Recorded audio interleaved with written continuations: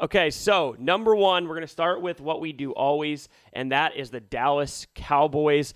And every single time, every fucking time you think, man, they've turned a corner, they go back and rip your heart completely out. And that is what happened yesterday. A 31-10 debacle in Buffalo, one offensive touchdown. Dak Prescott in one foul swoop lost the number one overall seed, the division crown, and the MVP. And Dallas, just like that, is a wild card team in the NFC. What happened to Dallas yesterday? It's simple. Because I can read football. All right, number one. Okay. Number one, they played for the run. They let Micah just go through the line every time. They dropped their backs back. They let Micah to the quarterback the entire time. A great play scheme by that idiot that they show in the booth. What's the stupid Joe Brady? Joe, what? They keep showing this dumbass in the booth like he's the coach. They're showing him more than McDermott, which means that owner's probably going to push for McDermott out and this little chump in. Number one, he did scheme better.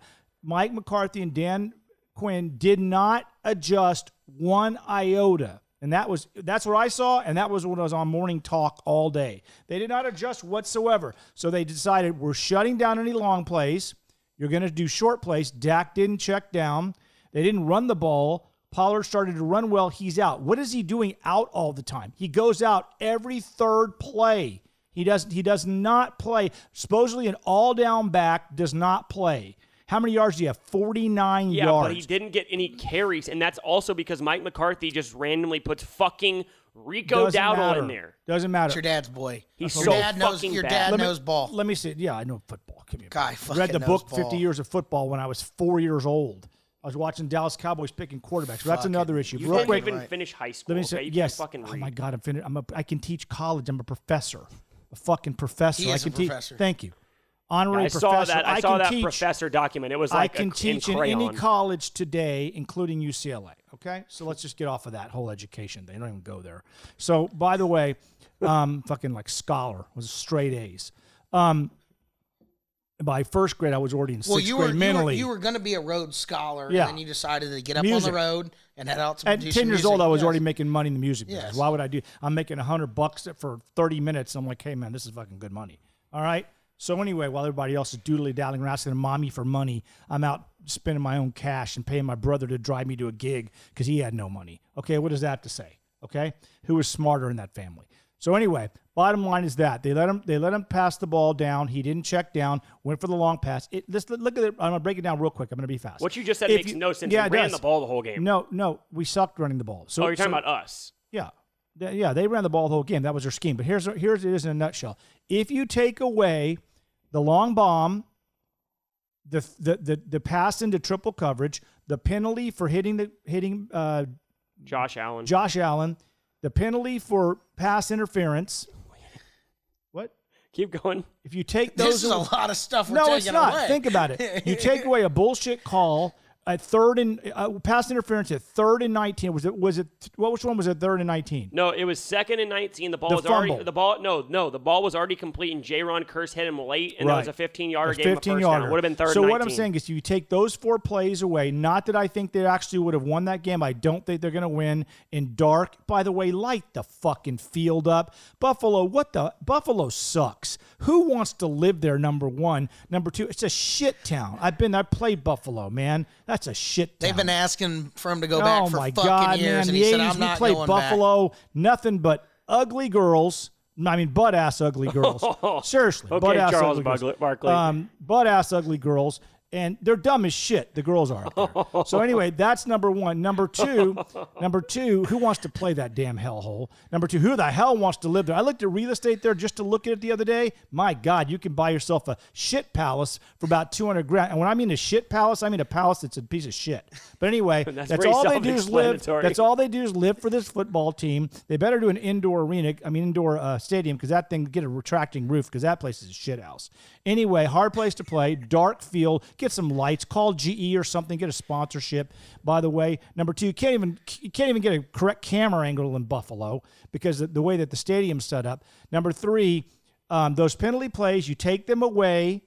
You get Dak to run the ball, check down. We win that game. We don't win that game. I'm sorry. We're in that game. Bottom line, those plays really did knock all momentum. Okay, hold now, on. the rest of it is Mike McCarthy. No, let me finish one last thing. And the bottom line is Dan Quinn has had 4 bad, poor as shit games he's called. This was one of them. He sticks with the same thing. And number one, Curse should never be playing for the Dallas Cowboys. Been saying that for years. He's for the whole worst defensive player on our team.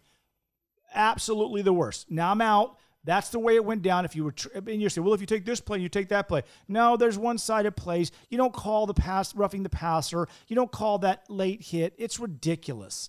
Let the boys play ball is what Big Dog's trying to say. So basically we learned from Big Dog, if we take away 72 penalties on the Buffalo Bills, the Bills win by 3 and not 35. That's great. So thank you, Big Dog, for that. By 3. The Bills would have won by 3, not 30. Yeah. And, the Genius game. shit right there. It's fucking big brain I'm shit. thinking in terms from of Big mathematics. Dog. Yeah. Hey, the air's thin up there, right? Yeah, That's what you always I'm say. alone up It's there at lone. 55,000 feet. It's real lonely It's up like there. space up there. Yeah, basically like Gravity, space. the movie. The game just came down to Dan Quinn refusing. He did make a good point there, refusing to change out of the defense. The whole philosophy of the game was to make the Bills run the ball, because typically they throw it all over the yard. And when Joe Brady and Josh Allen counted the number of people in the box, and it was a 6-man box every single time, they handed the ball off 35 times in the game. They ran it all over the Cowboys, and I think it was as simple as that. Also, though, Big Dog touched on a great point. If it wasn't for those 70 penalties, Bills by 3, not Bills by 30. Well, let me say this. I want to break this down real quick. This is my segment, so y'all two talk quick. I want to break this down real quick. This is my fucking segment. All right, so let's go. The things that you're saying about the penalties, all of these are on Mike McCarthy, okay? And I've been saying this all year. Yes, it is. Okay, Turner made a great point. We were watching the game together on the late hit on Josh Allen. Were the officials bad yesterday? Yes, they were. But the play where DeMarcus Ware hit Josh Allen, it was a full second after. Yes, Josh Allen completely flopped, but Turner said it. Why would you even put your hands on him? There's no need to even touch him and give him the opportunity to flop. So we had gotten a stop right there, right? So if you get that stop, it's 3 points at most. Instead, they get 7. That's 4 points right there. Okay. Then let's go to what's John Fossil's son's name, the special teams coordinator for the Cowboys. Man, that dude, Sam Williams, number 54 for the Cowboys, 3 fucking times this year has roughed the punter. He literally looked like he had not been coached on how to block a punt. He dodged the ball. He got straight in the backfield. So we roughed the punter there on a stop, and they get they get 7 points on that drive. There's 11 points right there. And then you go to the curse penalty. Instead of a 3rd and 19, the ball's already incomplete. He hits him up high, whether it was a personal foul or not sure. But again, undisciplined football. Why are you making the play? Why are you putting your hands on him? You saw Mike McCarthy on the sideline talking to Fossil, the special teams coordinator, after the block punt. You see Mike McCarthy on the sideline, and it's like, this is the most penalized team in the league. It's not anything new. We've known this for weeks. We've said this. They're the number 1 offsides team in the league. They're the number 1 penalized team in the league. They have the most penalty yards in the league. You had that game, that is discipline. Yes, it came down to the defense, but the problem with the defense isn't just Dan Quinn. It's the fact when they play from a negative game script, bad things happen. When the Cowboys are ahead and their pass rushers can get off and go pressure the ball, and the offense is one-dimensional like the Eagles were last week,